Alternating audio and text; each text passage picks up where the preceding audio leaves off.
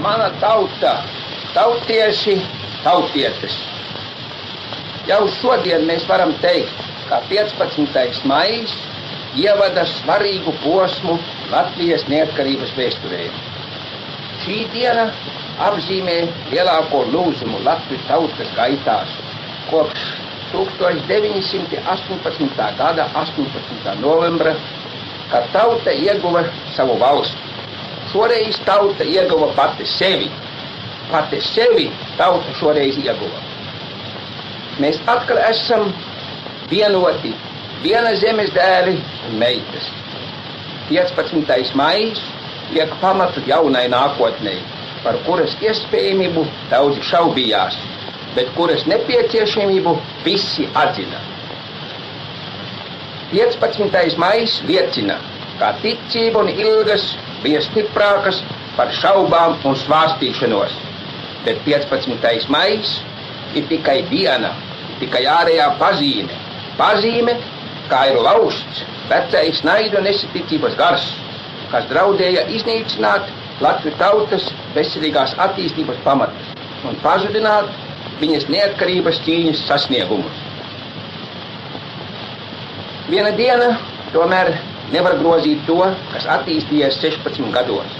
Nevar iznīcināt to ēku, kas būvēta uz 18. novembra pamatiem, iekšu šī ēkas celšanas gaitu nevarēja mūs vairs apmierināt.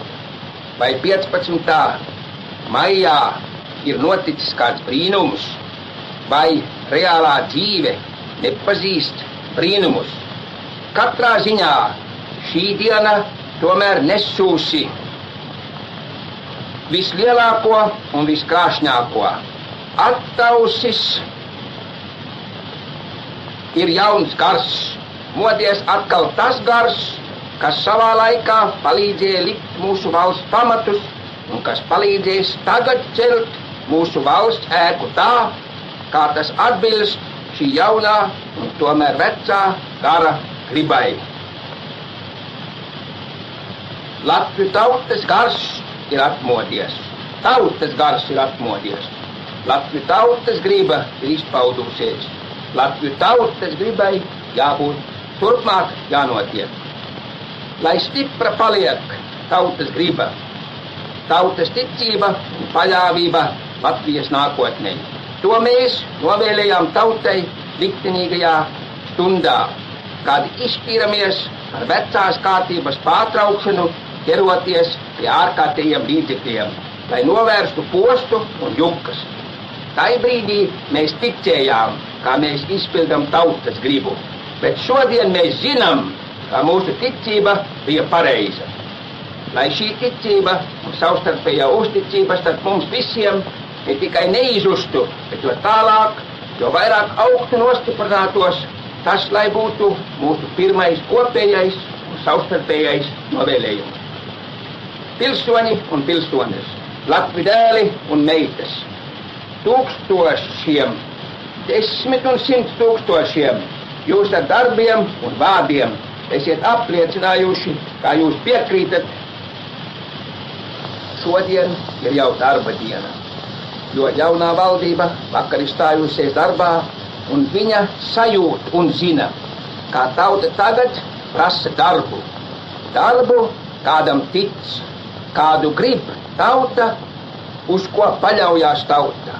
Darbu, kādam pati tauta tagad ir radījusi jaunus, labvēlīgākus apstākļus. Valdība nevēlās nekā cita, kā strādāt šo darbu un vadīt valsts vietas tā, kā to prasa tautas intereses. Mums priekšā grūts darbs. Tā mēs teicām liktenīgā stundā. Darbs, kas sakrājies ne tik vien pēdējās nedēļās vai mēnešos, bet darbs, kas gaida darītājus jau gadiem. Mums jāceļ Latvijas valsts. Mēs izcīnījām Latviju. Mēs dzīvojām Latvijā. Mēs strādājām savu darbu, bet mēs maz spējām strādāt pie tā, lai patiesi celtu un uzceltu savu valsti. Un taču šī valsts ir tas pamats, uz kura mēs dzīvojam. Bez valsts mēs neesam nekas. Savā Latviju valstī mēs augsim un iesim pretī pilnībai. Tādēļ valdībai jānostāda pirmā vietā rūpes par tautu un valsti, par valsts saimniecību, par valsts drošību un par kārtību valstī. Tautas un valsts lietas līdz šim izšķīra partijas, izšķīra savās egoistiskās interesēs, dažkārt negausīgās interesēs. Maz bija to, kam pirmā vietā stāvēja visa tauta un valsts. Tagad tas būs citādi. Valdības locekļi nav vairs partiju vīri. Tie visi ir savu arodu lietpratēji un visi bez izņēmuma pierādījuši savu prasmi, savus piedzīvojumus ilgadējā darbā. Visi pieredzējuši mūsu brīvības cīņas. Lielākā daļa, kā tieši kauju dalībnieki un Latviešu ordenis, grezno daudzu valdības locekļu krūtis. Tie zina, par kādu cenu Latvijas patstāvība ir iekarota, un tie apzinās, kā tautas ieguvumus jāsargā visiem spēkiem un pašaizliedzību. Bet valdībai vien būs grūti sekmīgi veikt smagos atbildības pilnos uzdevumus. Tādēļ pirmā dienā mēs atkārtojam savu aicinājumu visiem, kam Latvija patiesi dārga, pielikt savu palīdzību roku, bet sevišķi mūsu nākotnes nesējai jaunātnei. Jaunātnei, mūsu nākotnes ķīlai un drošumam. Katrs savā darbā, bet visi valsts darbā, visi palīgā valdībai.